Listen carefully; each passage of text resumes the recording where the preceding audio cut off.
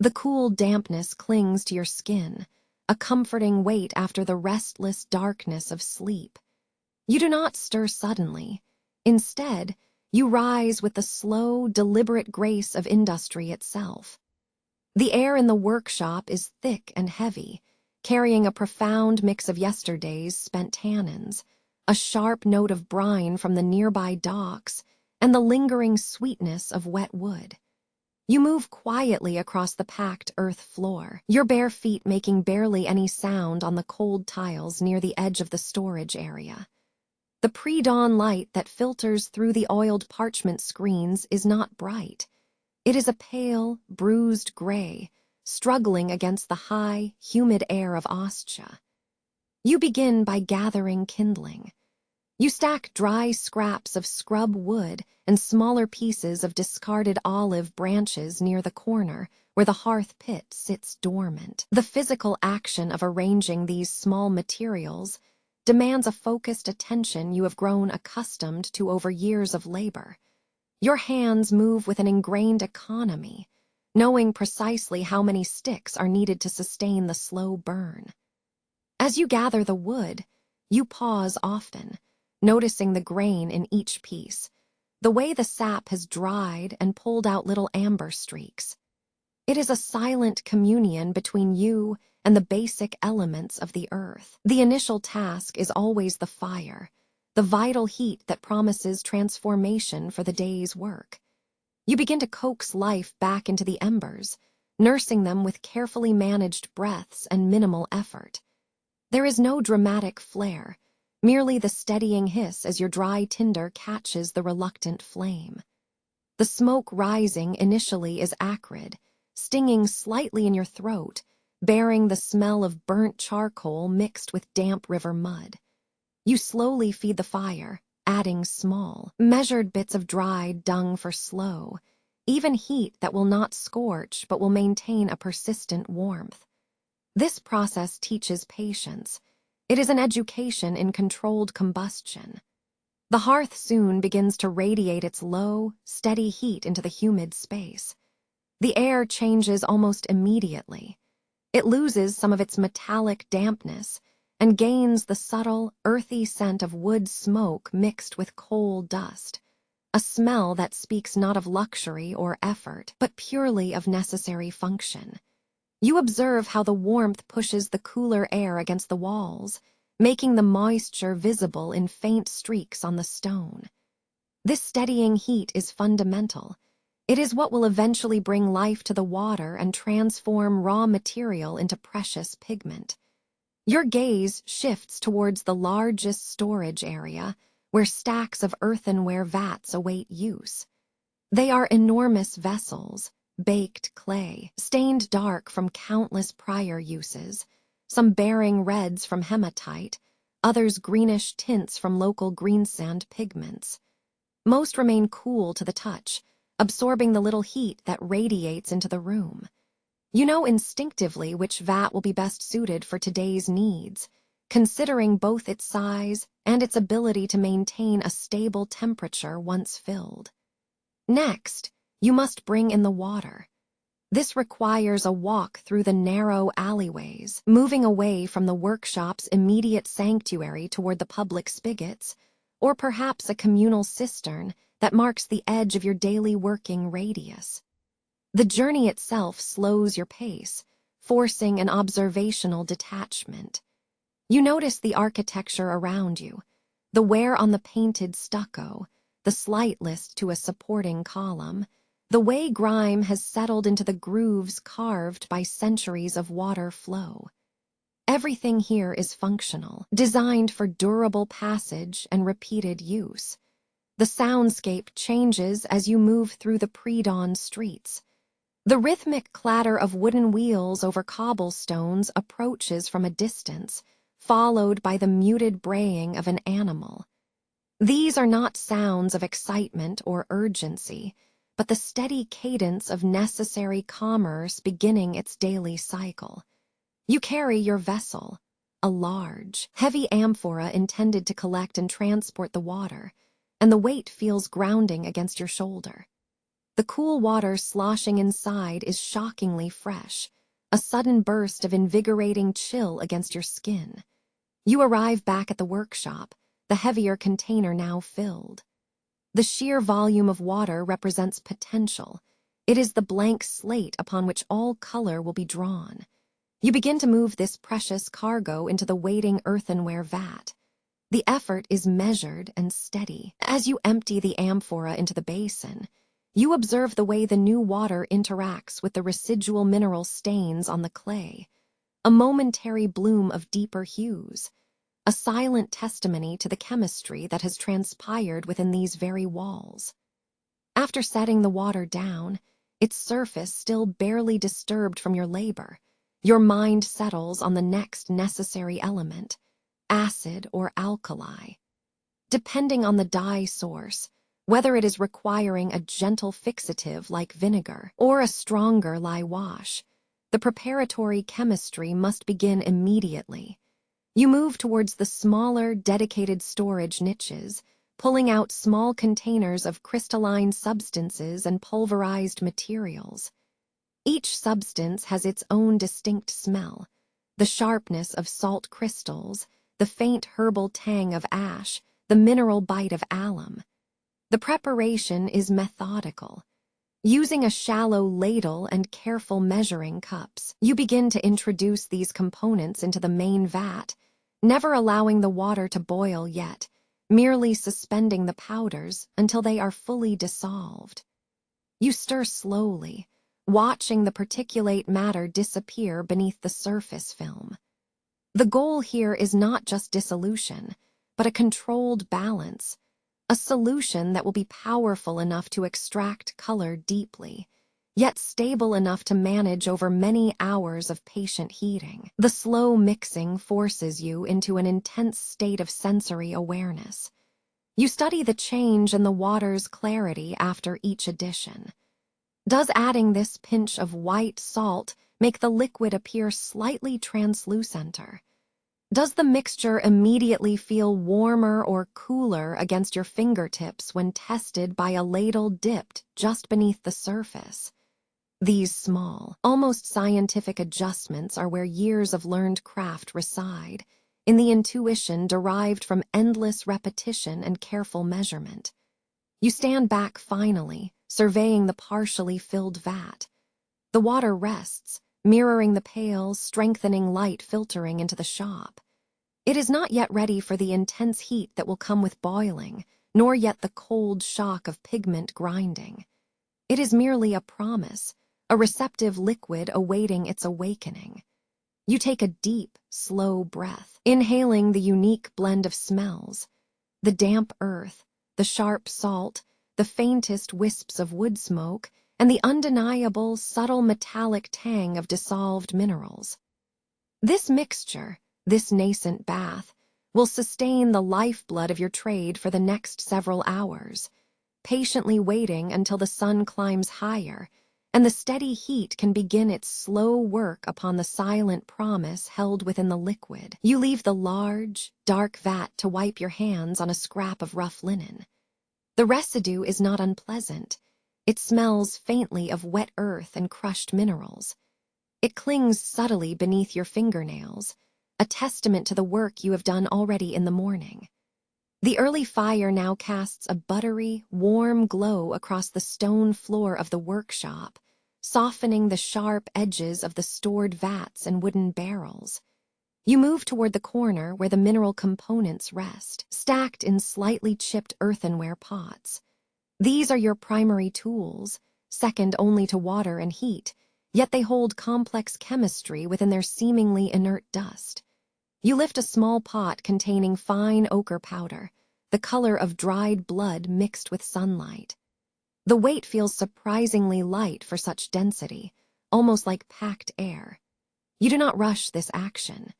Your fingers trace the rough rim of the pot before you scoop a pinch of the yellow-red dust onto your palm. It settles softly, clinging to your skin like fine talc.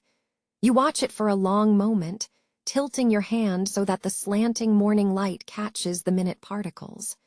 They look incredibly fragile, yet they hold the promise of profound color, a potential locked within an alkaline structure. This mineral, is not merely decorative.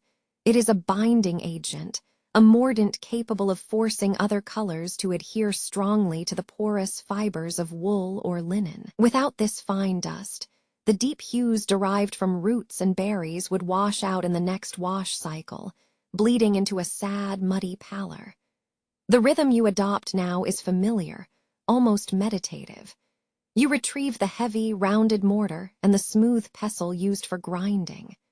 The stone of the work surface, worn smooth by decades of similar tasks, feels cool beneath your forearms. As you begin to tap the mineral powder into the deep basin of the mortar, a low sound begins to build, the potential beat that signals the start of focused effort.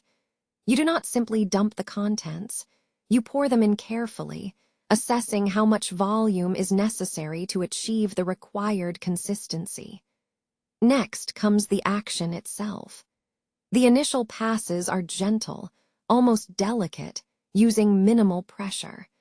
You let the weight of the pestle perform the work for you, allowing gravity and steady momentum to guide the grinding motion. This low thud shhh becomes a counterpoint to the sounds drifting in from outside. The distant creak of cargo loading at the dock, the muffled cry of a merchant calling out prices, the occasional squawk of gulls overhead. The noise of the city fades slightly beneath the comforting rhythm of your labor. As you continue the grinding, focusing on creating a powder so fine it seems to defy visibility, a near-silt consistency, you are not just crushing stone. You are transforming potential into usable matter. Each turn of the pestle is an act of knowledge. You are forcing the crystalline structures within the earth pigment to break down into their most receptive state, making them chemically active. The smell that rises from the grinding station is sharp and metallic, overlaid with a faint, pleasant scent of pulverized limestone mixed with dried wood. It is the distinct perfume of work done with natural materials.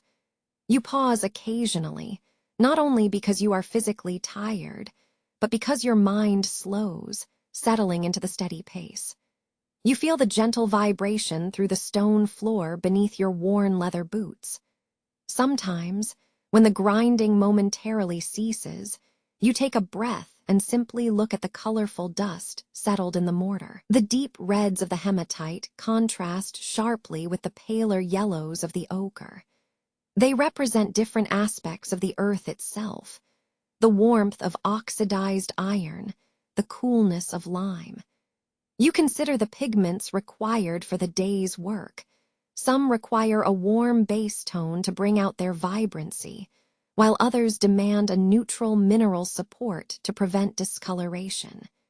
You remember the sheer effort involved in sourcing these materials. The finest ochres were not found simply by picking at riverbanks. They sometimes came from quarry workers far outside Ostia, requiring negotiation and careful transport. You recognize the value not just of the color itself, but of the reliable source, the steady stream of pure, consistent mineral matter. When the initial batch is sufficiently pulverized, you set aside the excess remaining in the mortar for later use. The residue needs to be dried carefully and stored away from moisture to maintain its potency. You take a clean scoop and place the finely ground powder into several labeled pots, ensuring each pot receives both a name and a rough estimate of the material's concentration. The physical act is complete, but the work is not. These powders are destined to interact with your boiling vats, bridging the gap between raw plant matter and stable, glorious color. You feel a quiet connection to this process, the patient merging of inert elements into something vibrant and life-affirming. It is fundamentally about patience, much like waiting for the perfect shade of purple to bloom from its slow decoction. You gently wash the mortar and pestle with cool water from a small basin placed near your bench. The mineral dust washes down the sloped edges, carrying with it the metallic tang of the ground pigments. You wipe down the stone's surface until it gleams faintly in the warming light. The simple act of cleaning feels restorative, marking the transition from pure physical labor to measured chemical planning.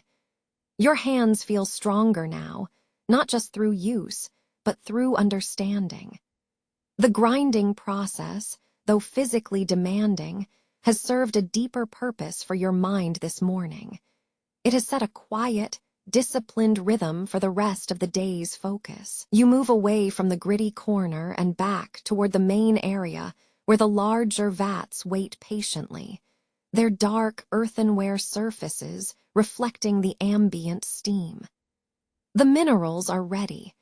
Now you must attend to the plant matter and the purifying heat that will awaken their hidden colors into existence. You leave the cool, damp heart of the workshop and step into the semi-open shed that serves as your inventory space. The air here is different from the vats. It carries a drier scent, a layered fragrance of earth and sun-dried leaf. You walk slowly across the packed dirt floor, your steps muffled by the grit accumulated there over many cycles of labor. Before you are the temporary stacks, the bounty delivered in sacks and bundles throughout the morning. The first task is always to assess the raw materials. This is not merely counting. It is an act of deep, specialized knowledge that informs your entire livelihood for weeks to come. You pause before a pile of roots, thick and gnarled, tied with rough twine. These are madder roots, essential for yielding those warm reds that echo the deepest desert sunsets. You kneel down slightly, ignoring the damp chill seeping up from the packed earth, and run your hand over the surface. The texture is deceivingly brittle, yet also profoundly solid. They feel heavy with stored pigment, a deep vegetal strength. You lift one root, its outer bark dark brown and rough to the touch, observing the way the low light catches the dusty residue clinging to its ridges. The scent, even now dry-seasoned, whispers of iron and deep soil, a complex musk that promises transformation through heat. You shift your attention down the shed floor, where more delicate bundles await inspection. These are leaves, woad leaves perhaps, or some other plant harvested for a cooler blue tone. You pick up a small handful. They retain a dusty, papery quality, but when you press them together, they yield a subtle, almost ghostly coolness to your skin. Unlike the robust madder roots, which feel grounded and dense, these lighter materials suggest aerial strength and fleeting color. It is here that the importance of seasonality becomes palpable. You know instinctively what should be harvested now versus what must wait for the proper season's growth cycle. The perfect quality depends on when, precisely, the plant reaches its peak concentration of dye compounds. Too early, and the yield is pale. Too late, and the fibers are spent. You move closer to a corner stall where larger clumps of something more fibrous are stacked, perhaps indigo or some similar source requiring careful handling. The dark blue material absorbs the low light entirely, giving off no reflection, seeming almost velvety in its profound depth. You carefully untie one section, allowing the leaves to spill out onto the dirt. Their density is striking. It speaks of a vigorous, perhaps difficult, growth cycle. The act of inventorying becomes meditative. With each root examined and every bundle weighed in your mind, you are building a mental ledger, a complex accounting that balances chemical potential against physical volume. You consider not just the current supply, but how these materials will interact with the chemicals prepared yesterday. The ground ochres acting as mordants, the alkaline bases waiting for their moment. The knowledge of the source plant is inextricably linked to understanding its chemical composition. You recall stories from your mentors about specific damp conditions needed for optimal color binding. You think of the difference between a tannin source and an alizarin-rich root. You crouch down again, picking up a small, dry piece of bark. It has been scraped off some kind of tree, its grain visible. You rub it lightly between your fingers, noting the faint slip of sap that seems almost dried into the wood itself. This material will yield earthy tones, muted browns and soft tans, pigments often required by merchants who serve less affluent households, yet just as valuable in their utility. There is a subtle shift in tempo here, a slowing down necessitated by sheer concentration. You do not rush the process. Every item requires an unbiased assessment.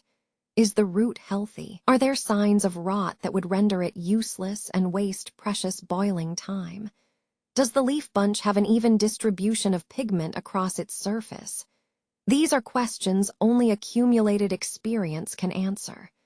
The weight you carry is conceptual, far heavier than the baskets surrounding you. It is the weight of seasonal dependency, the delicate balance between human craft and the unpredictable cycle of nature. A poor harvest means diminished income. A good inventory means robust promise for the coming weeks. You gather your thoughts, allowing the scent profile of the shed to settle around you. The sharp green tang of new leaves mixed with the musty sweetness of dry wood and the faint metallic undertone from the mineral storage.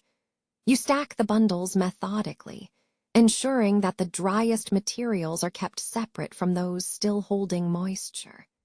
An organized inventory is a profitable inventory.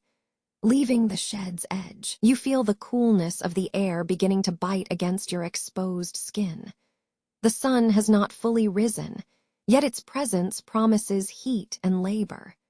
You carry the knowledge of these resources, the potential trapped within bark and root, back into the central workshop, ready to begin the slow, transformative act of boiling and extraction, knowing that the depth of color lies entirely within the careful assessment you have just performed. The previous work has settled around you, a residue of dust and earth.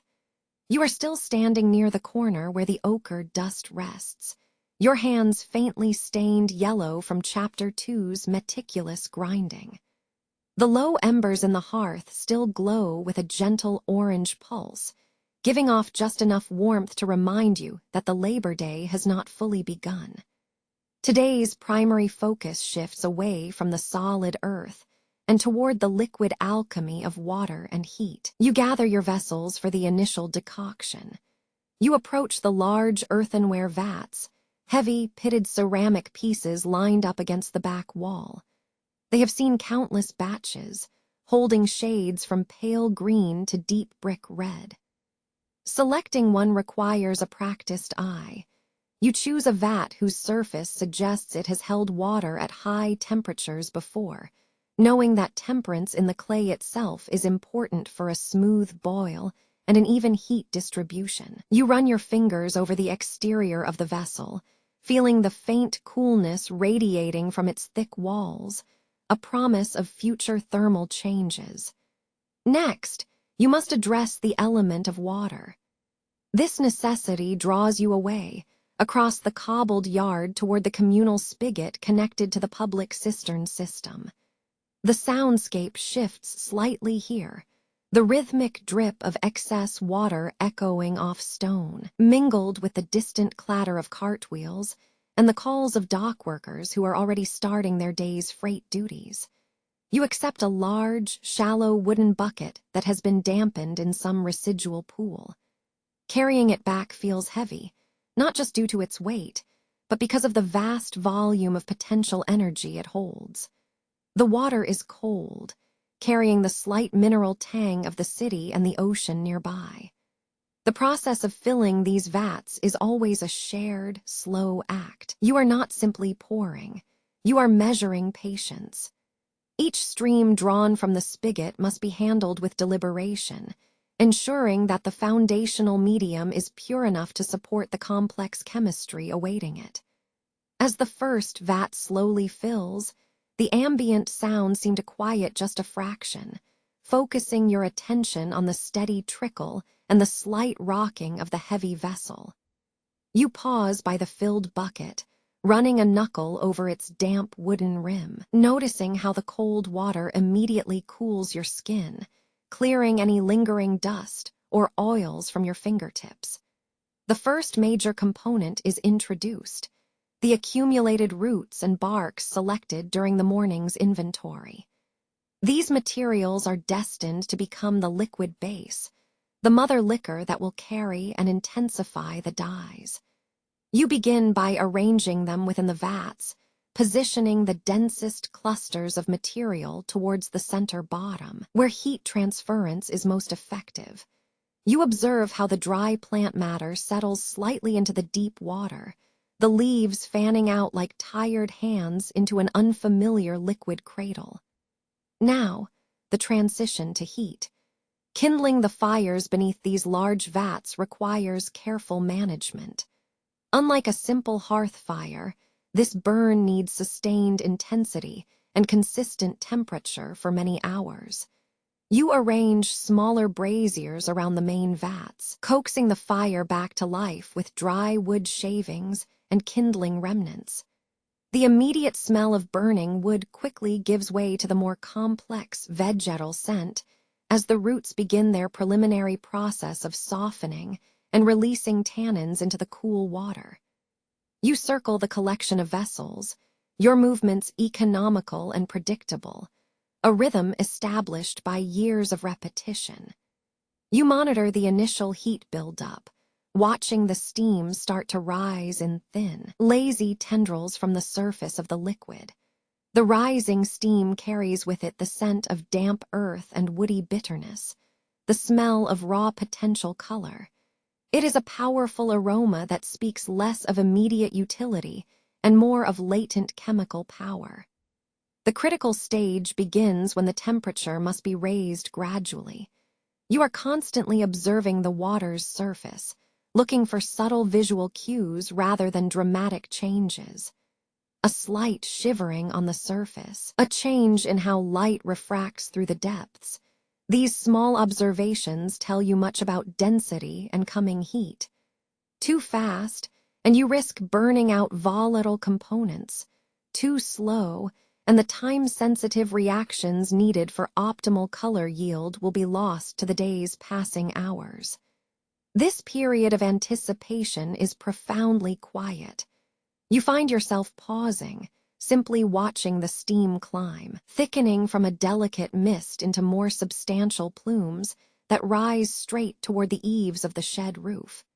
The rising heat begins to influence your physical presence. It warms the back of your neck and encourages a slow, deliberate breathing pattern, synchronizing your breath with the gentle hiss emanating from the boiling liquid. It is in this moment that you reflect on time itself, not as measured by the sun's arc across the bay or the clock tower's chimes, but as measured by the gradual, inexorable transfer of heat and knowledge through water. The first deep boil requires time to convince the roots. You notice how the initial clarity of the pure cistern water is gradually lost beneath a deepening curtain of hue, a pale sepia tone that promises richness. This color is not yet defined. It holds all possibilities, much like raw pigment waiting for its perfect match. Observing this slow darkening gives you a tangible sense of the chemical exchange occurring within the vat. You are witnessing a transformation from inert material to active, soluble dye bath. You move closer to one of the vats, squatting slightly so your eye level is with the water's surface. The heat radiates up onto your skin, warming and drying any dampness in the air. You dip a clean piece of bark into the liquid, then gently raise it, watching how the absorbed color adheres almost immediately, staining the porous wood grain. This immediate test confirms that the chemical breakdown is occurring as anticipated. It reassures you that the careful mixing of roots and barks was successful, having begun to release their complex chromophores into the medium. The rhythmic heat management demands a steady physical presence. You must occasionally adjust the arrangement of the fire beneath the vats, ensuring no single area overheats while others remain sluggish. This constant adjustment of fuel and flame is an extension of your knowledge, a form of gentle, practiced alchemy requiring not magic, but highly tuned observation. The work requires you to feel the heat through the soles of your sandals when approaching the brickwork, and smell the unique perfume that mixes from burnt wood smoke, damp river silt, and newly liberated vegetal tannins. As the boiling reaches a steady, humming simmer, the perfect state where molecules are vibrating actively but gently, the atmosphere changes. The initial pungent sharpness softens into a deep, resonant steam scent, carrying the weight of accumulated natural color. This stable rhythm signals that the most foundational work is complete, the creation of the decoction base. You step back slightly from the heat's immediate aura, taking in the sheer scale of the operation, the line of massive, steaming vats, and understanding the immense commitment required just to prepare this liquid lifeblood for the dyes that will clothe the empire. The initial challenge of making the baths has been met with success. The process itself becomes a form of meditation, demanding deep focus and respect for slow time. You know now that the next steps, involving the mordants prepared earlier with the grindstone, must integrate into this warm, simmering foundation, completing the journey from simple water to powerful chemical agent. The steam from the vats has begun to condense, catching the faint shafts of light slanting through the high, dusty windows. You stand near the edge of the central dye preparation area, a slight warmth radiating up through your sandals from the hot stone floor.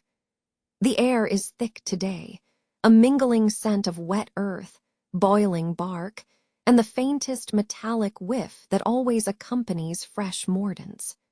This concentration requires quiet observation, a patient eye designed to detect nuance in color and texture. Before you lie several shallow basins, the preliminary test area, where true pigments are born through careful chemistry. You lift a small pallet of samples. One basin holds the deep umber from your powdered iron-rich earth. Another contains a watery wash derived from boiled woad leaves mixed with dissolved alum. The goal now is not simply to mix things, but to predict how they will interact when subjected to controlled variables, heat and chemical binders. You gently dip a clean stirring rod into the ochre mixture and stir it slowly, watching how the finely ground mineral particles catch the light, dispersing in an almost cloud-like haze before settling back into a solid, dusty bottom layer. It is this act of sustained observation that defines your early work. The mineral powders, once reduced by the mortar and pestle to such impossible fineness, hold potential, a chemical energy waiting for release. You think about how indiscriminate the raw stone appears. Heavy, inert, nothing more than ground geology. Yet, when properly treated, it can become a reliable anchor for fugitive color, holding fast enough that the shade does not wash out completely when exposed to the damp air or the relentless Mediterranean sun. You move next to a vat containing the decoction from madder root, already reduced by several hours of slow heating. The liquid is thick now, less translucent than it was this morning, possessing a deep, earthy rose hue, slightly viscous like thin syrup. You draw a small amount of this liquid into one of your testing basins. It catches the overhead light, displaying shades that shift from burnt apricot to rich crimson depending on how the angle changes. The next test involves a specific type of mordant, a combination you have perfected over years. Alum mixed with calcined bone ash. You measure out a precisely weighed amount of this powder and sprinkle it into 2 separate basins. Basin 1 receives only a drop of plain water, maintaining its neutral state. Basin 2 receives the madder decoction. The contrast is immediate and instructive. In Basin 1, the white to pale blush tones remain milky and muted. But in Basin 2, where the alum has met the tannic chemistry of the root, the color visibly deepens. It seems to anchor itself with a newfound intensity, gaining saturation that simple water could never achieve. You pause, running your thumb over the rim of the test basins. The quiet shift in hue is remarkable. It speaks not just of chemistry, but of time and precise balance. You realize that many people assume dyeing is merely an artistic endeavor. That color can be coaxed from nature simply by boiling enough leaves together. But you know better. The magic lies in the intermediary steps, the measured heat, the dissolved salts, the specific minerals added at the critical moment to facilitate a chemical bond between dye and fiber. Your focus shifts now toward the Tyrian samples. Though these are processed later for the main baths, preliminary testing is necessary even here. You handle a sample of the small mollusk shells that have yielded the expensive purple pigment.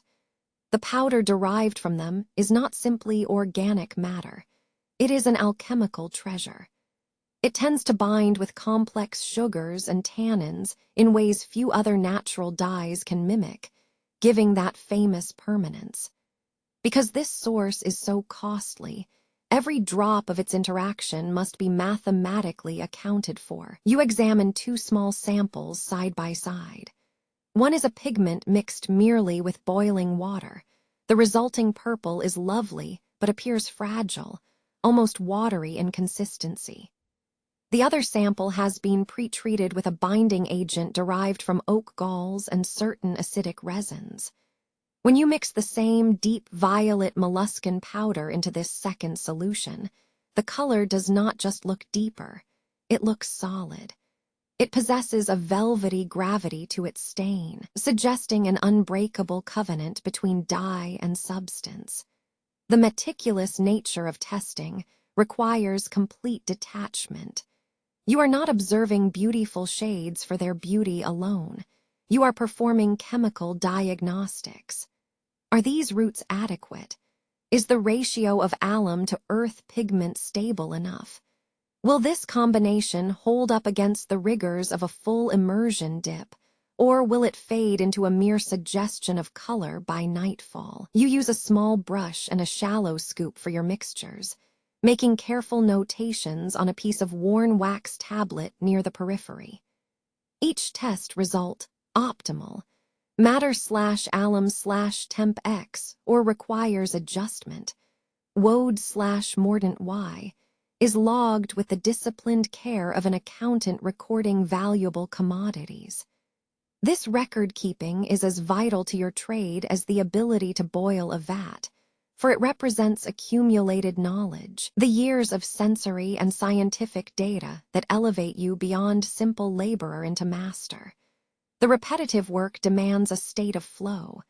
Your breathing evens out with the gentle scraping sound of the mixing tools against the ceramic bowls. The smell begins to shift as the steam cools slightly. The sharpness of minerals blends gradually with the sweet, underlying mustiness of spent roots. It is the aroma of disciplined industry. Later, you need to check the stability of your mineral mordants in a larger-scale sample meant for early testing on wool, a local, durable fiber type. You take a piece of raw, unbleached fleece and gently dip it into a bath containing both powdered hematite, for reddish undertones, and alum solution. The process is agonizingly slow.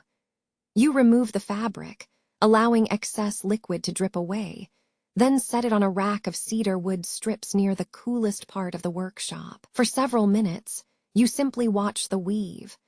The metal dust adheres to the fibers almost immediately, transforming the pale wool into a subtle, beautiful copper shade.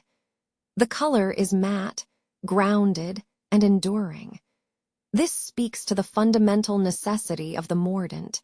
It acts as a bridge, chemically ensuring that the temporary pigments are permanently accepted by the natural structure of the textile. This quiet phase of pure testing is perhaps the most philosophically draining part of the day. You cannot rush it. You cannot force a reaction. You must wait for the chemistry to unfold at its own, measured pace, trusting in years of accumulated understanding regarding temperature thresholds and material compatibility. The process rewards patience with certainty, transforming what seems like an endless pile of powders and muddy water into a map of achievable hues, a vibrant vocabulary for those who clothe the city's powerful citizens. The lingering warmth from your tools reminds you that every element in this workshop is interconnected. The mineral strength holding the color, the root providing the foundation, the heat catalyzing the bond. You gather your emptied basins and scrapings of remaining powder, preparing them for the next cycle of rest and analysis, knowing that even silence here holds volatile chemical potential. You adjust the drape of your tunic, brushing away dust motes that seem to cling to the rough weave. The morning light filtering into the workshop is already warming the air, pushing back some of the damp chill inherited from the docks. Your mind settles on the necessity of today's transactions, a subtle shift from the purely chemical work of yesterday to the human negotiation of value. You do not approach the goods as mere products. You regard them as condensed moments of nature, capable of achieving status through carefully controlled color. Stepping out into the narrow passageway bordering your stall, you are enveloped by a different kind of scent, not the iodine sharpness of the salt or the earthy wetness of the vats, but a mingling of dried leather, smoked fish, and sharper, sweeter spices carried on the morning breeze. You walk slowly toward the main artery of the market street, moving through the crowds that are beginning to gather like liquid silt. Your steps are careful, practiced enough not to draw too much attention yet, simply letting you move with the steady rhythm of a skilled observer. You note the sounds around you, the cart wheels grating on uneven paving stones, the low call of a water cellar, the murmur of Latin overlaid with fragmented Greek and Punic tongues. A constant, unintelligible choir that forms the background hum of Ostia's life. Your goal is not to sell, but to listen. You observe how others handle their goods. The spice merchant meticulously weighing cardamom pods into a small clay basin. The linen weaver carefully draping a sheet of pale yellow cloth over his stall's frame. The pottery seller arranging deep red amphorae in perfect rows. These displays are all about value, and every artisan here understands that appearance is part of commodity.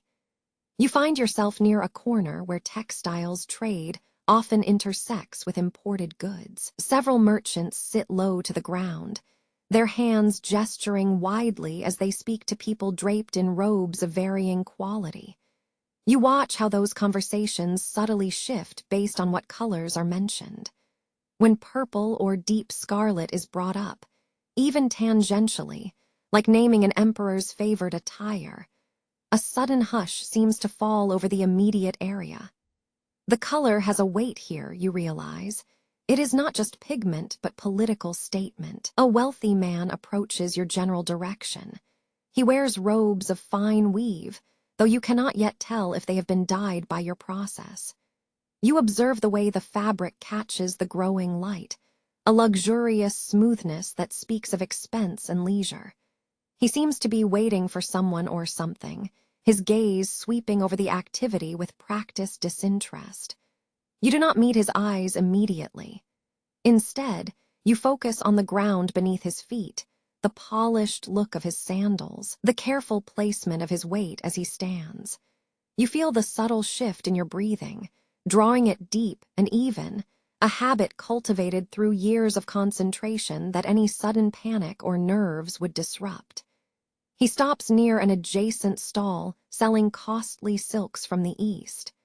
The scent wafting off those cloths is faint but unmistakable, a mingling of distant incense and exotic dyes unknown to local hands. You catch snippets of conversation drifting toward you, words passed in a rapid stream that suggest discussion of imperial demands and specific color grades. One phrase catches your ear. The royal shade must hold the deepest night. You recognize the cadence. It speaks of deep, permanent color, the kind that costs more than the annual earnings of many laborers. It is not enough to simply make a dye. One must understand what culture demands from that stain. The man finally turns his attention slightly in your direction, but he does not address you directly. Instead, his gaze drifts over your workspace, passing over the mortars and pestles, settling momentarily on the array of roots and dried minerals displayed modestly beside your station. It is an assessment, clinical and swift, like a craftsman evaluating raw material before the difficult process begins. You notice the subtle tightening around his jawline, suggesting perhaps frustration or merely great expense. He seems to be weighing whether local earth pigments are sufficient for the purpose of his discussion, or if he must demand the costly deep hues that only your specialized processes can guarantee. The pressure of status hangs heavy in the air, a scent almost as potent as any dye. He spends perhaps a moment more on your display, tracing his eyes from the pile of ochre to the small cluster of processed roots. You do not move, you do nothing, but observe this passing scrutiny, internalizing every minute detail of the interaction. You let the weight of those unspoken negotiations settle over you, the cost, the effort, the sheer alchemical magic required to capture that perfect shade. The discussion seems concluded for him. He gives a small nod, not a farewell, but simply acknowledgement, and continues his walk deeper into the busy arteries of the port. The scent of exotic oils and spices begins to recede, leaving you anchored once more in the steady rhythm of your own workshop. As you retrieve yourself from this brief encounter with high commerce, your hands feel heavy, imbued momentarily with the gravity of luxury goods. You understand now that your knowledge is not merely scientific, it is economic. It dictates social standing and reveals political currents through nothing more than a choice between pale local earth tones and the prohibitive depth of Tyrian purple. You return to the workshop's relative quiet, the sound of his footsteps fading into the general clamor. The encounter has done something subtle to your mindset.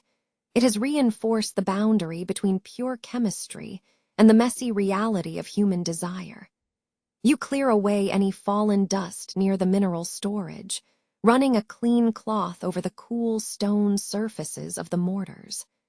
The steady scrape of the material against the fabric is a grounding sound, pulling you back into the precise, manageable world of your vats and grinding stones, a world where color speaks in undeniable chemical truths, free from the unpredictable whims of men's fleeting status. You move away from the bubbling vats used for earth tones, your steps carrying you into a smaller, quieter corner of the workshop. Here, the light seems to shift, becoming more humid and softer than the harsh glare near the main heat sources. The air changes subtly. It loses the sharp, vegetal tang of madder roots and mineral salts, replacing it with something sharper, saltier, almost aquatic. This is the dedicated space for the purple dye, an area kept distinct by both practice and reverence. Your attention settles on the storage bins that line one wall. They are not filled with powders or dried barks, but with trays of carefully managed detritus, the shells of tiny mollusks. You kneel down slightly to examine them. The color is muted here, a milky, fragile white, contrasting sharply with the deep reds and yellows stored elsewhere. Touching these empty shells, You feel the smoothness of calcium carbonate, a stark reminder of life once living within this workshop's intricate system. The source material for Tyrian purple is delicate, demanding an expertise that approaches the alchemical.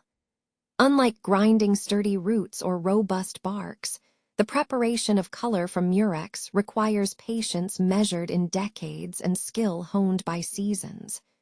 You recall the cycle. The mollusks live along the warm Mediterranean tide line, feeding on coastal vegetation. They are small creatures, almost invisible unless you know exactly where and how deep to look at low tide. The handling of this source is a precise dance. It cannot be treated like ordinary compost or waste. There is an understanding, passed down through generations, that the preservation of this resource, both biological and chemical, determines your reputation and the livelihood of your family.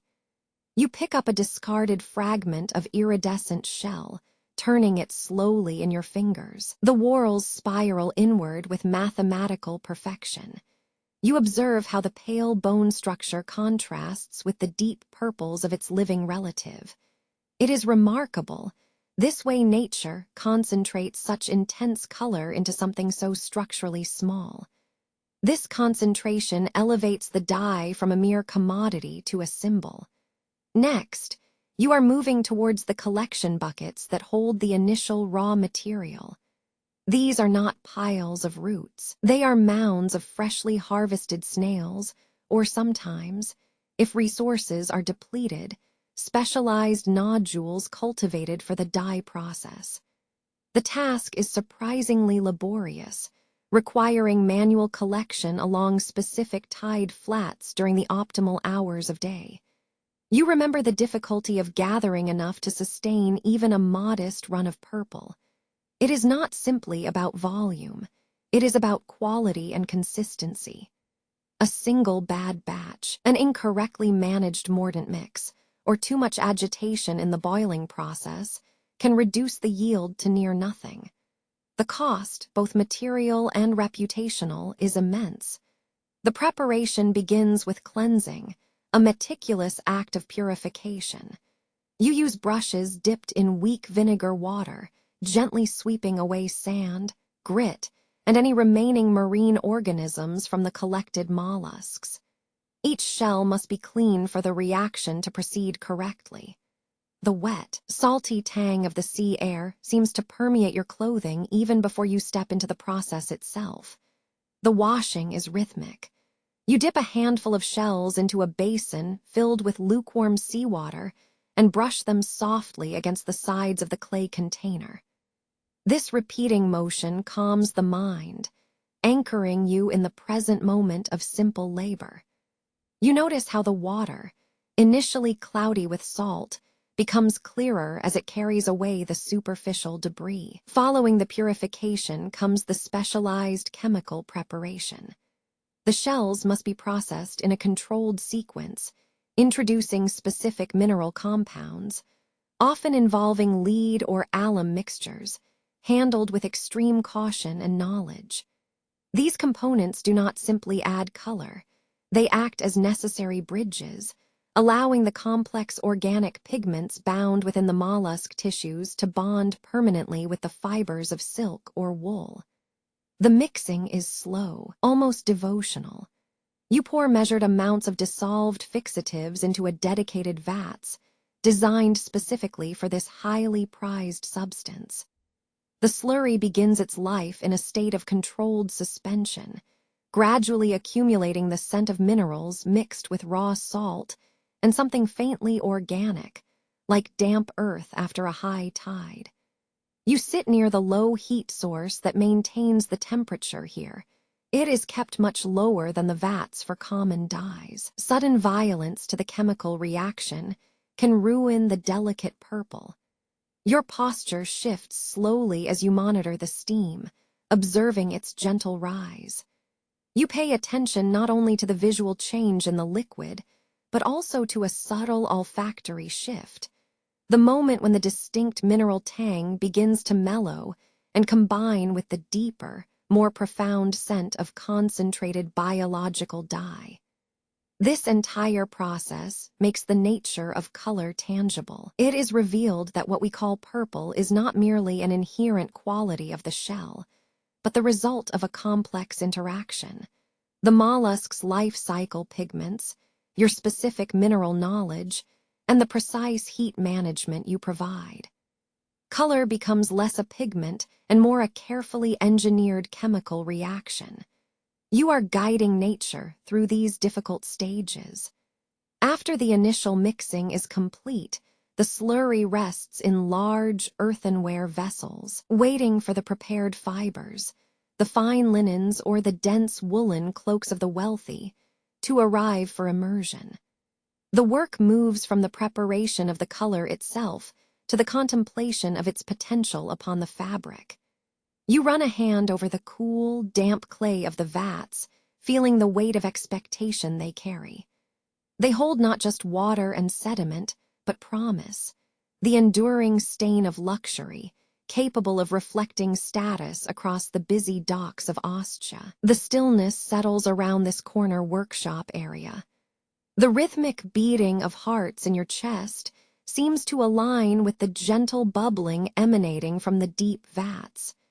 You are anchored here, surrounded by these powerful, scented chemical processes, a guardian of one of history's most celebrated shades. The heat of the day has reached a steady, solid rhythm now. It is not the volatile heat of the burning coals, but the deep, encompassing warmth that rises from the baking earth beneath your feet and radiates up through the stone flooring of the workshop. You move away from the steaming vats, leaving the complex interplay of steam and chemical residue behind for a period of quiet pause. The intensity of the morning's work has settled into the slow, steady beat of digestion, both physical and professional. You walk towards the periphery of the covered dockyard area where your workshop is situated. The shift in energy underfoot is noticeable. The heavy traffic noise that dominates the immediate vicinity of the boiling vats gives way to a slightly diffused soundscape.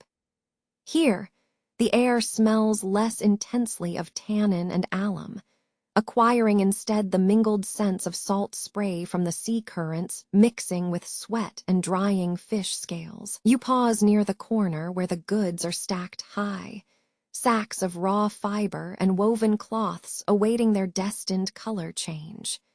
This brief separation allows you to simply breathe deeply.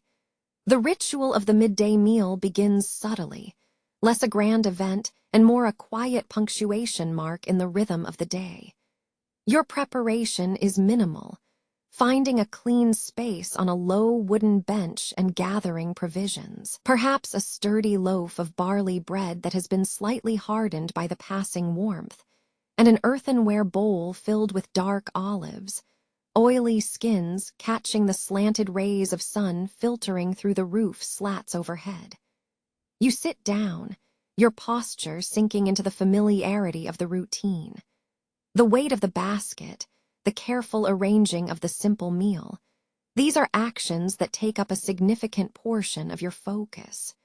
You observe how the olives, cool and firm to the touch, contrast with the slight warmth emanating from the bread's crust. Each piece is examined not merely for sustenance, but as an object grounded in the local earth, linking you momentarily to the cycle of growth and seasonal bounty. The consumption is slow, a deliberate act against the rush of the port life around you. You take a modest portion of olives, noticing how their salinity cuts through the mild, yeasty scent of the bread. You chew slowly, allowing the simple flavors to spread, pausing often simply to listen to the ambient noises. The clang and scrape of pottery being moved nearby, the murmur of Greek and Latin conversation mixing together like distant water currents, the occasional, sharp cry of a gull riding a thermal breeze above the masts. These sounds do not intrude. They form the natural soundtrack to this brief interlude. The small task of drinking water becomes surprisingly reflective. You fill your own earthenware cup from a nearby communal trough, or perhaps accepting a shallow bowl of water meant for cooling dust and hands. The water, drawn deep from the well or cistern, carries that distinctive, slightly metallic tang, the taste of old stone, minerals, and distance. As you drink, you feel the simple, refreshing coolness slide down your throat, momentarily soothing any dryness in your palate accumulated from the day's intense labor. It is a basic necessity, yet it feels profoundly grounding, anchoring you to the physical reality of this moment. Passing time here is not measured by the movement of a clock face, but by the way the light gradually changes across the surfaces around you. The harsh overhead glare starts to mellow into a softer, more diffused quality. You watch how the shadows beneath the sacks and against the stone walls subtly shift and lengthen, indicating the steady climb of the sun toward its zenith. This gradual modification of natural light forces your attention outward, making you acutely aware of the passage of time in an organic way. It is a moment of profound sensory inventory. You notice the texture of the coarse linen wrapping around your own forearms, the slight film of dust settled on the outer lip of your cup, the specific green of the olives skins against the pale white of the bread crumb. These details are not dramatic observations, but meditative ones, slowing down your internal clock to match the pace of external existence. In this quiet pause, your thoughts drift back, naturally, to the labor you left behind. The vast steaming vats, the fine dusts of mordants, the fragile potency of the harvested roots. You think about the complexity of what happens within those large pots, the slow chemical conversations that are unfolding, silent and invisible beneath the surface water. A single root or a sprinkle of mineral powder holds potential energy, waiting for the perfect interaction with heat and moisture to release its stable color into the liquid. The careful measurements taken this morning feel distant yet integral. They determine whether the silk arriving next week will gleam with the intended depth of purple, or if it will fade into something disappointingly muted. The quiet discipline required by your profession means that even moments of rest are not truly empty. Your senses remain tuned, filtering the world through a lens of professional expectation.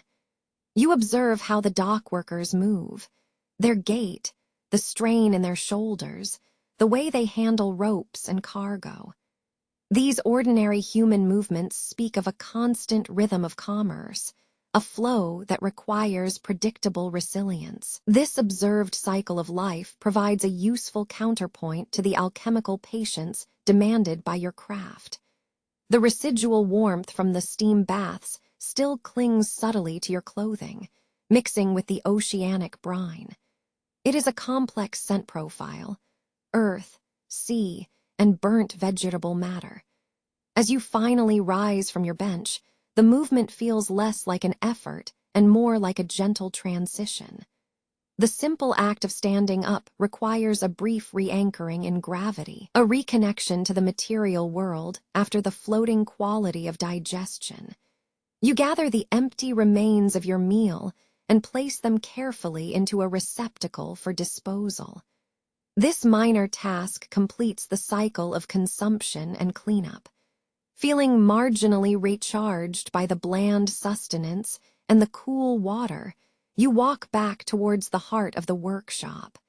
Your steps are measured, economical, betraying nothing of the quiet mental refreshment that has occurred in those few minutes of stillness, preparing you to resume the intense, focused work of transforming nature into luxury. The late morning light, softened by the moisture in the air, falls across your workbench. It illuminates the fine dust settled on the mortar and pestle, a residue of ochre and deep purple minerals. Your hands lift a bolt of newly processed wool, a textile waiting for its final color. The fiber is raw, matte against the skin, holding only the neutral cream tone it held when spun weeks ago. This uncolored cloth feels foreign, empty, yet entirely receptive. You carry this carefully to the edge of your dyeing area, where the grand earthenware vats stand, cooled and silent after their long boiling. The water inside the main vat has settled into a deep, aqueous stillness. It smells now less of steam and more of time, a complex blend of tannins, mineral salts, and boiled root matter. You run your fingertips lightly across the rim of the stone bath. The coolness transmits up your arm, a steady physical contrast to the warmth you worked with just moments ago. The water's color is not uniform.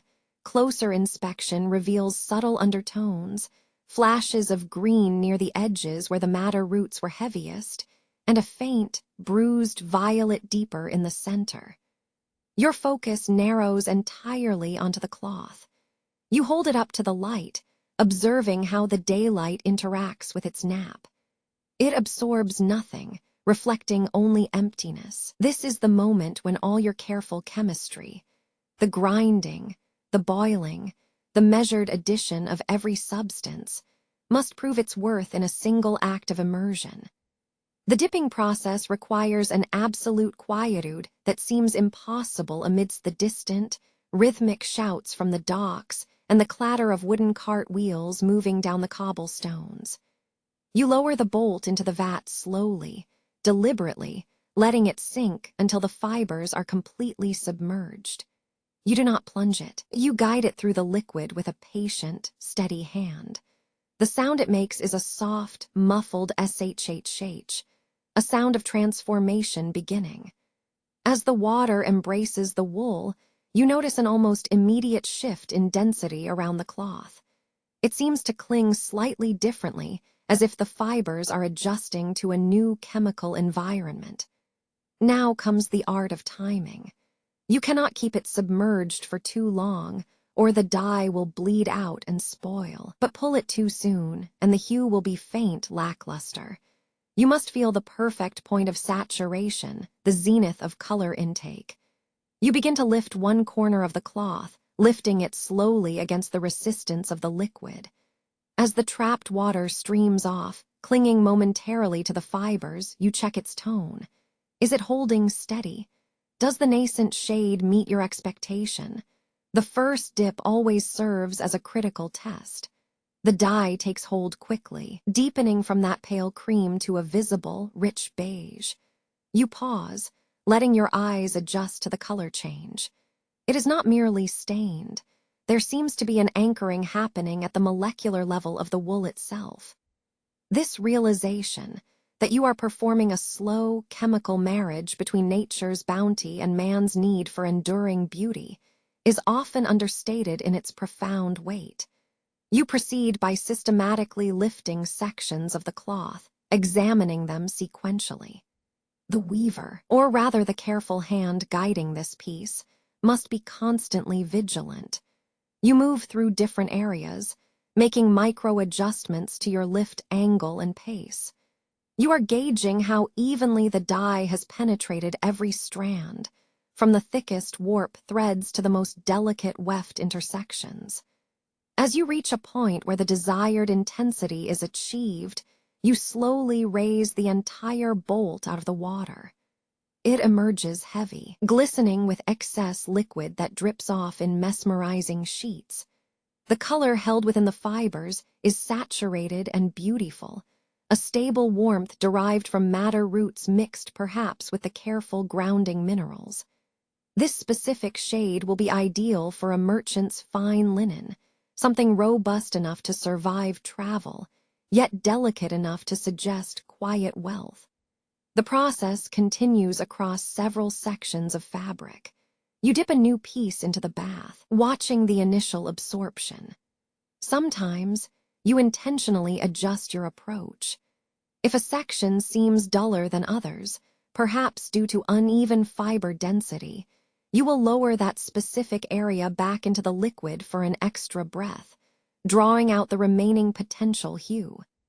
When testing light fastness, You carefully drape the freshly dipped piece over a flat stone slab and move it deliberately from your workshop entrance toward the sunlit alleyway. You hold it up to the brightest available light source, the sharp contrast of direct sunlight against the shadows of the port stalls. Your eye is searching for uniformity, checking that the chosen shade does not appear prematurely faded, or worse, altered by the intense brightness. The successful color must endure. It must promise longevity. After each testing section, you move back to the bath and inspect the liquid left behind. You are looking at the dye itself, the remaining chemical slurry. Is it still potent? Has its concentration dropped too much from this sustained use? This observation guides your next steps. Perhaps a minimal addition of fresh root decoction is needed before dipping another piece. The work demands a kind of concentrated focus, making the surrounding industrial chaos feel distant. Your mind retreats into the precise mechanics of hue and structure. You are not simply coloring cloth. You are stabilizing color against time and elements. You are building permanence from transient natural sources. The rhythm settles into an almost trance-like flow. Dip, wait, observe, pull, test. You become attuned to the resistance of the fabric in the water, the specific tone that registers when wet compared to when dried slightly in the humid workshop air. It is a continuous feedback loop between chemical input and visual output. The final cloth that passes through the bath today has achieved a rich, earthy stain, a perfect testament to your skill. It is sturdy, deep, and possesses a subtle warmth underfoot. As you set it aside on a drying rack in the shade of the workshop overhang, the job feels complete for now. The cooling steam rises faintly from the vacated vats, carrying that complex, beautiful scent of dyed wood, mineral dust, and spent harvest, settling softly into your clothing, grounding you within the immediate, scented reality of your craft. The final immersion has ended, and the intense warmth of the dye vats now feels like a tangible weight in the room. You begin the work of cleaning up. This cleanup is not merely a chore. It is an act of necessary completion. Everything must return to a state of quiet readiness for tomorrow's dawn.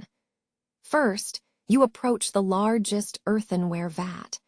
The remnants within are thick with coagulated color, a sludge that holds the ghostly shades of yesterday's labor. You gather your scrubbing brushes, bristles stiffened by years of chemical work, and begin to work against the viscous residue. You dip the brush into a bucket of fresh water and scrape at the sides. The sound is a soft, wet rasping against the glazed clay.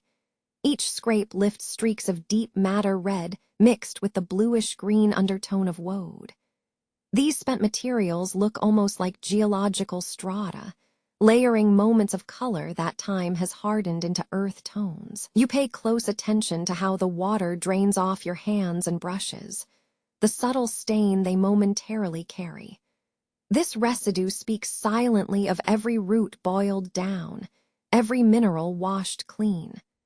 The process is slow, demanding you feel the viscosity of the sludge under the brush head. You know that if you rush this cleaning, if you leave any stubborn pigment clump behind, it will react unpredictably when the next batch boils, dulling the nascent brilliance before it can achieve its full potential. It requires patience, a methodical approach to waste. You move away from the large vats and turn your attention to the tools themselves. The mortar and pestles, heavy basalt stones, are scraped clean of their grinding dust. The dust itself is remarkable. It has taken on a metallic scent mixed with the subtle, vegetal musk of spent dye. You cup your hands, letting the pale powder sift through your fingers before returning it carefully back to its designated shallow tray, knowing that even this fine waste holds potential for tomorrow's mordant mixtures. Next are the smaller containers, the ceramic bowls where you mix the precious fixatives. Alum and ash powders, once blended with deep pigments, now look dull and dry. You use a piece of soft linen cloth, dampened slightly with water, to wipe the rims. The texture of the clay beneath your fingertips is cool and smooth, providing a grounding contrast to the wetness of the vats. These bowls must be perfectly clean, for any trace impurity could alter the precise chemical balance required when preparing the next perfect bath.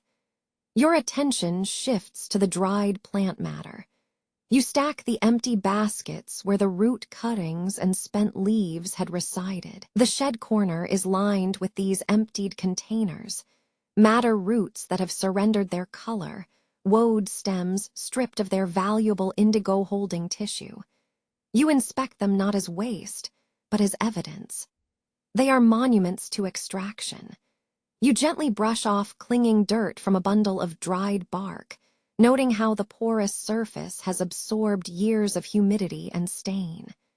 This visual inventory helps you gauge your current resource levels, linking today's effort directly to tomorrow's requirements.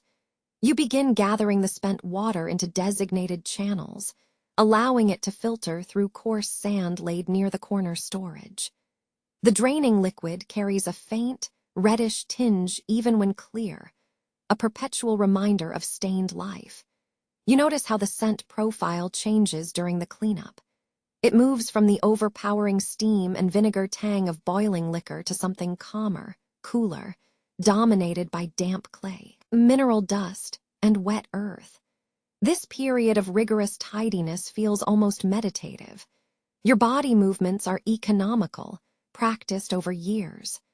The simple act of washing and arranging, stacking clean tools neatly beside their drying stations, sweeping the floor grit into a manageable pile, is a ritualistic preparation for stillness. You find a quiet rhythm in the scrubbing and scraping, finding solace in the physical certainty of restoring order. The cleanup process is fundamentally about managing waste, of color, of material, of time. Each rinse-off, each sorted piece of detritus, reaffirms your mastery over natural chemistry. By meticulously cleaning the vats and the stone, you are essentially purifying not just the equipment, but your own workspace of distraction. Later, as you finish stacking the brushes neatly in their holder, you pause for a moment to observe the entire array of tools. The wooden implements, stained dark by mineral salts, lean against the wall beside the heavy stoneware. They wait, patient and inert, ready only for the return of heat and water. There is a sense of deep satisfaction in this physical order. It signals that today's demanding chemical exchanges have been safely contained and accounted for. You contemplate how much work has transpired within these 4 damp walls. The grinding, the boiling, the testing, the dipping, all transforming humble earth tones into the emblems of power and luxury. The residual scent clinging to your tunic, a mingling of salt, tannins, and faint mineral tang, is a badge of honor, confirming another cycle completed successfully. It is the smell of labor given magnificent hue. The methodical nature of the cleanup allows your mind to soften its focus from intense scientific concentration to a broader sense of completion. You are closing the book on today's work, preparing for the softer transition into evening. The careful arrangement of every item ensures that when the light shifts and the market outside begins to quiet, you can rest assured that tomorrow's start will be governed by discipline, not disruption. The rinsing of the last earthenware vat has ceased, and a pleasant coolness is beginning to creep into the workshop. The rich heat generated by hours of boiling steam begins to dissipate, leaving behind only the ghosts of scent. Faint vanilla from spent roots, a sharp mineral tang near the corner storage, and the underlying damp smell of salt air drawn in from the docks. You wipe your hands on a hemp cloth, the coarse texture of the fabric doing little to soothe the subtle discoloration beneath your nails. The last embers of the central fire glow like trapped sunsets, radiating a diminishing warmth across the packed earth floor. It is time now for the gentle close-out, for gathering yourself and these thoughts before turning your attention toward the living world outside this enclosure. You walk slowly past the drying racks where freshly dyed wool awaits its final exposure to the air. The fabric seems muted in the cooling light, holding deep shades of purple, red, and earthy ochre that only seem fully realized when viewed against the gray stone wall.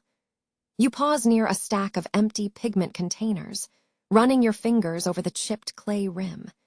Even this simple act feels weighted by the day's careful labors, the alchemy of heat, grinding, and chemical marriage. The workshop has been intensely focused inward today on internal transformations, roots to color, minerals to mordants, water to solution.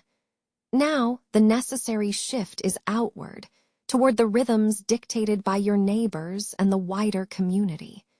You leave the enclosed shelter of the dye house, emerging into a corridor that marks the boundary between organized craft and chaotic public life. The air here feels noticeably different. It carries not only the brine, but the sharper sense of cooking oil from a nearby stall and the slightly acrid smell of animal waste carried by the prevailing wind. You move at an unhurried pace, passing adjacent workshops that share this narrow passage near the docks. The potter next door is shaping earthenware vessels, his rhythmic thud scrape sound echoing off the tiled walls in intervals with a shouted command from a fishmonger further down. These sounds are simply background notes to the quiet melody of your own necessary transition. Around a corner, you find the small stall of Quintus, the spice dealer. He is currently arranging mounds of brightly colored powders, saffron, cumin, and exotic red pepper, each pile separated by fine linen cloths. The vibrancy of his wares is almost startling against the dull stone background, their colors so concentrated they seem unreal, like miniature sunsets bottled up. You do not need to purchase anything. Your presence here is for exchange, for the passage of conversation. You lean slightly, letting the slight breeze carry the dry, exotic perfumes from his goods, cardamom and cinnamon mingling with salt, before you speak. Quintus raises his head slowly, his attention shifting from his fragrant arrangement to your face. You ask him about the coming weather, not for prediction in strict terms, but for its subtle impact on things that require drying, the expensive dyes, especially those rich biological pigments. This question is both mundane and profoundly technical. He considers this, tapping a fingernail lightly against his jaw. The conversation begins softly, moving slowly like the passage of time itself. He speaks first of the salt wind, which he says will be strong for the next few days, whipping up dust, but also ensuring an excellent airflow into the drying rooms. You listen intently, cataloging his words and measuring their utility not only in atmospheric terms, but chemically. Strong winds are good for rapid evaporation, drawing out excess moisture that might dilute a bath's strength or spoil its binding quality. Next, your attention drifts to Livia, who runs the weaving stall just beyond Quintus. She is preparing skeins of dyed wool, arranging them across her low counter. The colors she displays, a steady range of muted browns and soft reds derived from local oak barks, are beautiful, but speak less loudly than the exotic purple dyes you work with. You offer a simple greeting, noting that her recent shipments seem to be taking well in the current drying conditions. Livia smiles faintly, wiping residue from her fingers onto an apron dusted with natural dye powder. Her reply turns the focus back to the elements. She mentions how much the steady state of the water levels is for managing the process. A low water table means a greater reliance on hauling water, and hauling takes time and effort away from other tasks, like soaking or processing large batches. You absorb these details, the wind's trajectory, the stability of the local water supply, the careful positioning of stored materials in relation to the sun's path. It is a complex tapestry of interconnected physical facts. Every piece of overheard conversation, every casual glance at the sky through the crowded passageway, informs your day's work and shapes tomorrow's strategy. The dialogue with your neighbors does not involve bargaining or great revelations.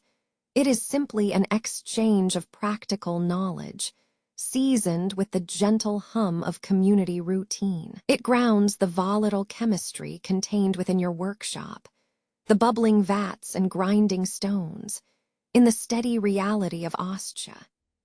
These casual moments remind you that even the most elaborate process, like fixing a durable shade of purple to coarse wool, ultimately relies on simple, dependable things: clean water, predictable air movement, and the quiet understanding shared among those who live side by side in this bustling harbor city. You nod your acknowledgement to both Quintus and Livia, feeling a deep sense of collective rhythm beneath the superficial noise of the market, before continuing your slow walk back toward the relative calm of the workshop entrance, ready now for the last reflective moments of the day. The strong scent of damp earth and minerals still clings to your clothes, a persistent trace from the day's boiling vats. You have completed the arduous work of cleaning, leaving the workshop silent save for the cooling echoes within the great earthenware tubs. As the high afternoon sun begins its gentle descent towards the distant Mediterranean, casting long, dusty spears across the uneven flagstones of Ostia's docks, you find yourself near the entrance. You do not rush. Instead, you allow your steps to become as slow and deliberate as the rinsing of a finished bolt of cloth. You settle onto a low, worn wooden bench just outside the main working area, pulling your knees up slightly, giving your weary muscles a moment to rest while allowing your eyes to adjust to the softened light. The rhythmic clinking that dominated your day, the scrape of the rasp against clay, the heavy thud of damp linen hitting the stone floor, the steady hiss of steam cooling, recedes now, leaving behind a deep, contemplative quiet. You observe the remaining scraps around you, remnants of indigo dust near the storage crates, dried, papery husks of burnt madder roots piled in a corner, and the faint shimmer where the alum mordant crystals have been washed away into runoff gutters. You lift one hand, examining it. Your fingers bear subtle discoloration, not a stain, but an ingrained patina of rich, oxidized blues and faded yellows, like miniature cartography mapping your day's labor. This is not merely dirt. It feels weighted with the essence of color itself. You gently rub your thumb over the residue, noting how different materials leave distinct touch memories. The hard grit of ochre powder remains subtly different from the slick film left by boiled purple wash. It takes a moment for your mind to reconcile this physical evidence on your hand with the vast concept you are confronting. What exactly is color, chemically speaking? Is it merely pigment suspended in water, or does the liquid itself hold a memory of that shade? You look toward the remaining piles of raw source material. There are the dark, resilient roots, still firm from the market, and beside them, the lighter stacks of ground minerals, dry and waiting for their turn to be activated by heat. They seem inert now, silent witnesses to the chemical reactions you have commanded throughout the day. You recall the slow process in Chapter 5, measuring the exact degree of alum needed to shift a deep forest green into a more muted sage under specific conditions. That knowledge felt absolute, mathematical, yet looking at these materials now, they seem impossibly alive with potential. They are not just chemical inputs, they are captured seasons, botanical histories distilled into powder and root. The air is warming slightly as the afternoon progresses, carrying new scents that overlay the workshop's chemical bouquet. You catch the sharp, pungent tang of cumin from a nearby spice merchant's stall, blending oddly with the residual metallic steam smell. Nearer still, you can detect the sweet, yeasty scent of baking bread wafting from an alleyway oven. These everyday aromas, the food, the spices, the ordinary life of Ostia, seem to contrast sharply with the highly concentrated, almost alchemical world contained within your workshop walls. They remind you that while your craft elevates these raw elements into materials prized by the elite and necessary for daily ritual dress, it is intrinsically tied to the humble rhythms of common existence. You shift slightly on the bench, letting your gaze drift across the quality of the light filtering through the wooden slats above the stalls. It is a honey-colored glow now, gentle enough that harsh shadows do not define the dust motes dancing in the air. You consider the difference between natural color and permanence. The vivid, intense purple extracted from the mollusks at dawn was magnificent under direct torchlight, deep and almost vibrating. But how does it hold up hours later, when dappled by the changing sun? Does the chemical anchor you provide, the mordant, the salt fixative, truly make it permanent against the passage of time? Or are you merely postponing its inevitable surrender back to earth tones? This question settles quietly in your mind, a low hum beneath the steady rhythm of passing dock workers and cart wheels. The idea of permanence becomes particularly acute when observing the local woolen goods being cured nearby. The wool itself is beautiful, soft underfoot and light in texture, but it absorbs color so differently depending on its preparation. You notice how the threads that were steeped longest retain a rich depth, seeming less like an applied stain and more like a transformation of the fiber's very heart. It suggests that the dye master's work is not simply decoration. It is a form of slow, controlled alchemy, binding chemical knowledge to biological matter for the sake of appearance. You slowly pick up a small shard of remaining mineral dust from the bench, perhaps hematite, deep and rust-red. You hold it cupped in your palm, feeling its slight weight and coolness. Thinking about this single piece of stone makes you contemplate time itself, measured not by minutes but by chemical stability. How many cycles of wetness and dryness must a fabric undergo before that glorious red becomes dull? And what elements, acid rain, sunlight, the greasy touch of Mediterranean sweat, will be its ultimate enemy? The answer is complex, residing in layers of natural knowledge, understanding when to boil fast enough to penetrate fully, yet slow enough not to break down the molecular bonds too quickly. It requires a deep, intuitive sympathy with nature's inherent resilience. This contemplation leads you back to the foundational process, extraction. You recall the madder roots, which must be steeped for days to release their base color before even facing the boiling vats. They are not simply dyed. They are encouraged, coaxed. This careful waiting, the patience demanded by the roots and the barks, is perhaps the greatest skill you possess. It is a quiet discipline that demands observation over force. A sudden burst of heat can scorch a batch. Too little attention to the early stages can result in a weak, washed-out tone that will fade with the first rinse. The dye master must be both chemist and attentive shepherd, guiding volatile chemical reactions toward a stable, beautiful destination. As your rest grows deeper, the edge of the workshop draws you back into its orbit. You notice how the ambient temperature within the stone structure remains slightly cooler than outside, perpetually scented with minerals and wet steam. It is a regulated environment, necessary for both the preservation of materials and the stable functioning of complex chemical processes. The very air feels dense with latent color. Your hand instinctively brushes against a corner crate filled with undyed wool waiting its turn. The pure white fiber stands in stark contrast to everything else. The reds, the purples, the earths. It is an intimidating blank canvas, awaiting definition, and you recognize that it is this blankness that defines your entire craft.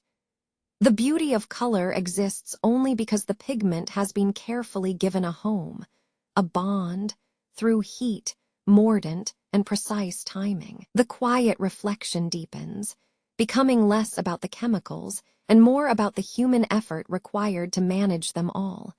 The physical stamina from hauling water, the focused patience in watching the temperature gauge, the social intelligence needed to listen to a merchant's whispered desire for a shade deeper than the gods or something muted for household use.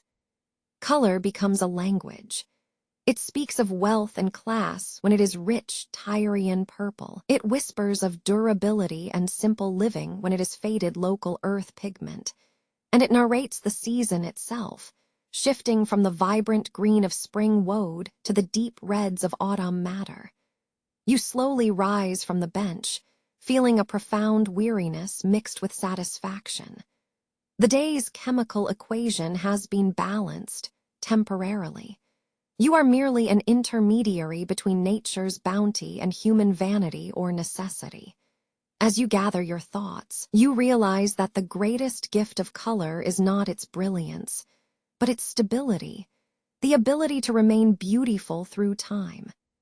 You leave the workshop in a thoughtful haze, carrying the residue of knowledge on your skin, understanding that every single shade, no matter how ordinary or grand, speaks volumes about patience and careful, practiced attention. The final tools are scrubbed clean, and the damp smell of spent wood smoke clings to your fingers. You secure the small pots containing remaining alum powder and stack the empty ceramic bowls against the workshop wall. The last coals of the central brazier have dimmed to glowing embers, cooling slowly into a deep orange sleep.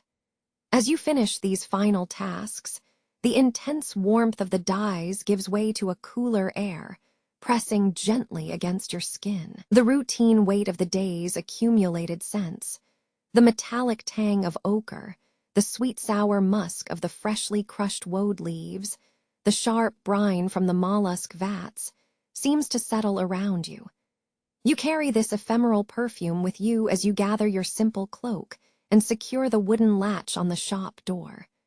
The light outside has begun a profound shift. The bright, hard glare that dominated the morning hours over Ostia's busy quays is softening, becoming elongated and muted by the descending sun. It bathes the cobblestones in a honeyed wash, staining the rough texture of the pathway near the dockside warehouses. You move away from the central commotion of the dye sheds. The sounds that defined your workday, the rhythmic slosh of water against earthenware, the scrape of tools, the hushed negotiations over color purity, begin to recede behind you. They are replaced by a different soundscape entirely, the deeper, more steady resonance of a city settling into evening. The air itself seems cooler now, carrying with it the disparate smells of the receding day.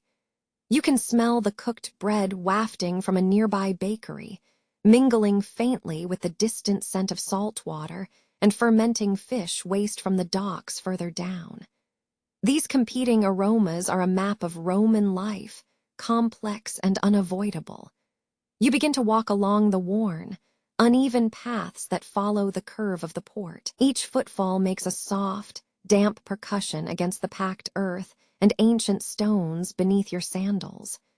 You feel the familiar rhythm of walking settle back into your stride, a slow, steady pulse that governs this part of your journey.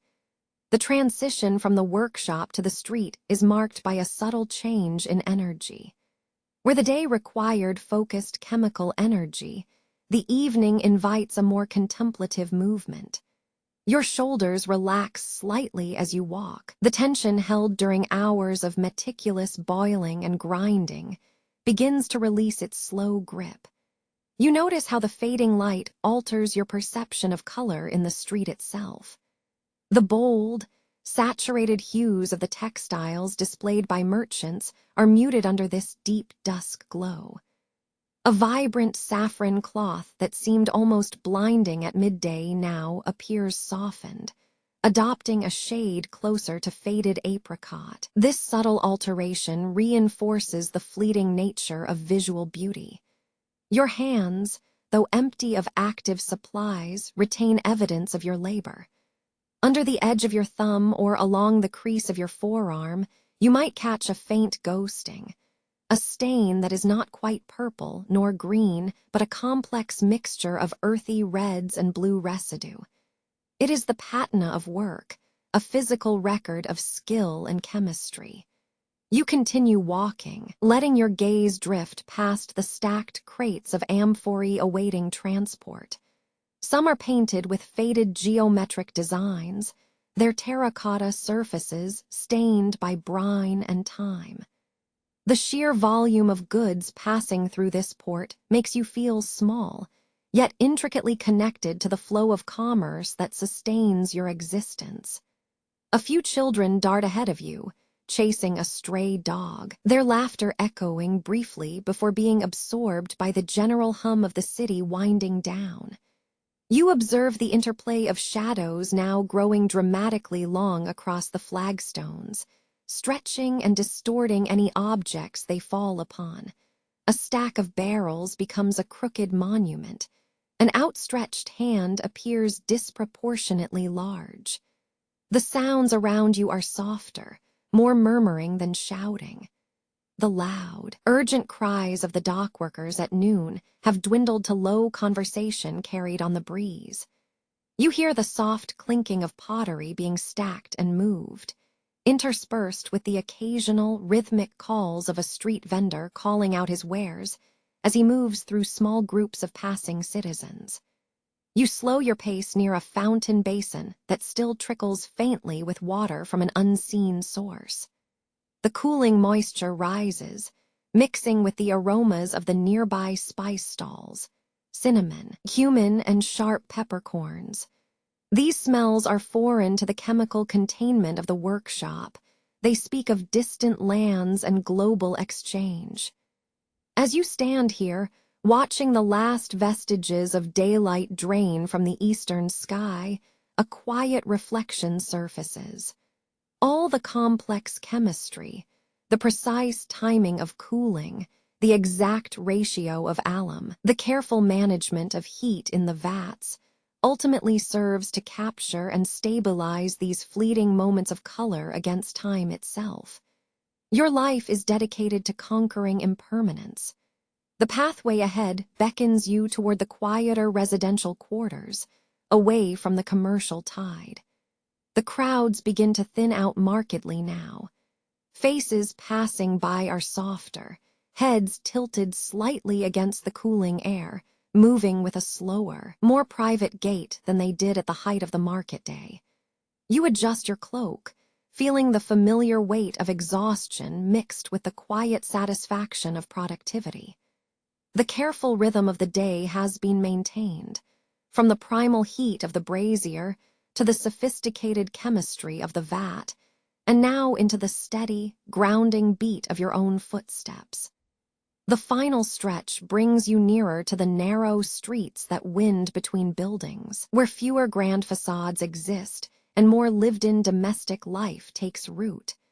The smells shift again, from salt and spice to wood smoke and cooking meals being prepared for the night.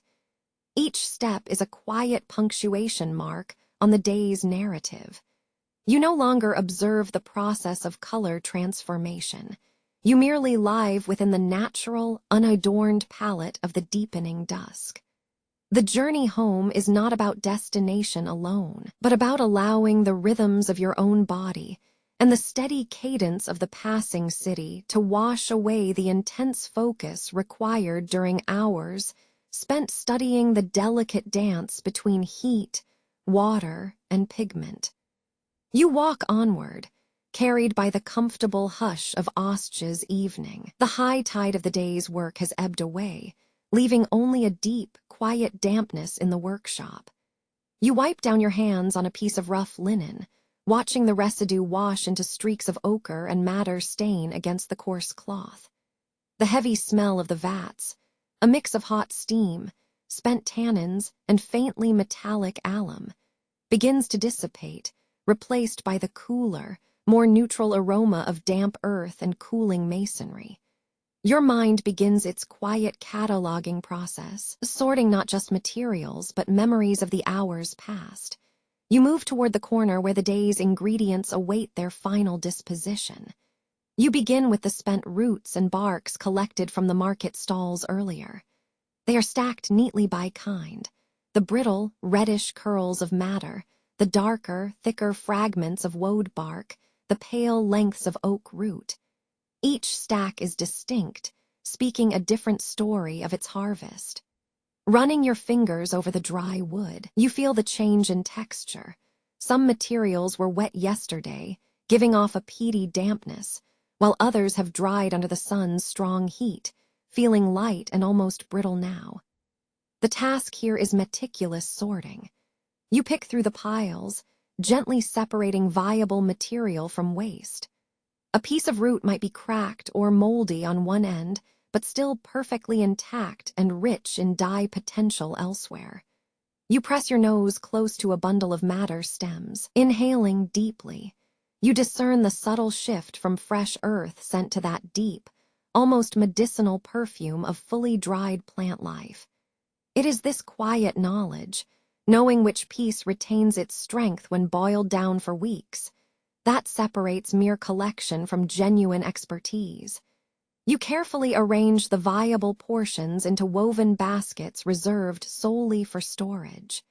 Each basket represents future labor and accrued patience. It is a stored promise of color for next season's needs. You think about the roots, how they must be stored in a cool, dry place to prevent swelling or shrinking, which would compromise their ability to give up their complex chemical colors when needed. Next, your attention shifts to the mineral inventory. Over near the basalt mortars, the used powders are swept into marked clay pots. You gather scraps of finely ground hematite and ochre mixed with spent fixatives. The metallic dust is fine, impossibly light, clinging in microscopic layers to your fingertips. As you brush this powder into a clean pot, you watch it settle perfectly flat, undisturbed by air currents. It is an arrangement that requires not just care, but respect for the chemistry of stillness. The remaining waste mineral scraps are carefully separated from the genuinely useful mother liquor residue coating the stones and tools. You notice tiny grains of pale, residual powder clinging to the mortar's interior walls. These tiny specks must be rinsed completely, a rinsing that feels more like purification ritual than simple cleaning. They cannot contaminate the next batch, or the color balance will fail when the deep vats are filled again. You approach your work table where small ceramic bowls sit awaiting emptying. In these, you keep minute quantities of mordanting agents, alum crystals, sometimes mixed with boiled bone ash for strength. You systematically dry them, tilting the bowls slightly to shake off the last vestiges of dampness and fine powder. The crystal points catch the waning light filtering through the high workshop window, flashing briefly, a pure geometric sparkle that contrasts sharply with the deep, organic hues surrounding you. This sorting is not just about tidiness. It is a mental accounting. You are taking stock of nature's remaining generosity. By counting these scraps and organizing these remnants, you stabilize your own knowledge base against the uncertainty of the next season's harvest or the unpredictable temperament of the local water supply. You inventory time itself, the slow passage from peak effort back to quiet preparation. You consider the different chemical families represented here, the organic depth of the roots, the steady reliability of the earth minerals, and the delicate biochemistry contained within the mollusk shells used for purple. They are all distinct sources, each requiring unique handling. Heat versus dryness, water volume versus measured powder. The successful coexistence of these disparate elements in your small workshop speaks to a highly specialized, enduring form of understanding that few people truly possess. You wipe down the work surface again, feeling the grain of the wood under your palm. It is cool and slightly oily with residual dye stains. You are left only with the scent memories, the heady spice notes from the neighboring stall, mixed with the mineral tang you have just cleared away. These scents become a kind of final inventory report for the day's labors. You survey the empty vats, their rough earthenware surfaces gleaming dimly in the cooling air. They are cleansed and waiting, holding only the ghost presence of yesterday's steaming chemistry. The labor is done not when the dye stops boiling, but when the process reaches a point of quiet equilibrium, a state that allows you to rest knowing that every element has been placed correctly for the